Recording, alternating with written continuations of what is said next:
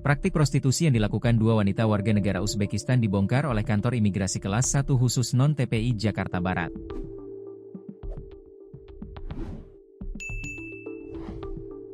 Kedua wanita Uzbekistan ini menjadi pekerja seks komersial, PSK, di Indonesia dengan menjajakan diri melalui prostitusi online.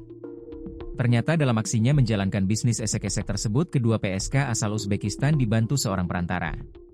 Kedua wanita asal Uzbekistan memasang tarif yang tergolong fantastis kepada para pria hidung belang untuk sekali kencan. Hal itulah yang diduga menjadi alasan sebenarnya dua wanita asal Uzbekistan pilih jadi pekerja PSK di Indonesia. Padahal kedua wanita Uzbekistan ini awalnya datang ke Indonesia hanya untuk menikmati liburan. Ternyata ketika di Indonesia, keduanya tergiur bayaran fantastis sekali kencan sehingga nekat menjajakan diri sebagai PSK.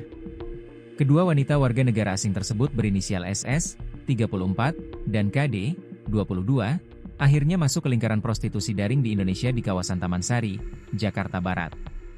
Bahkan dalam melaksanakan aksinya di Indonesia, SS dan KD dibantu oleh seorang muncikari berinisial L, sebagai perantara.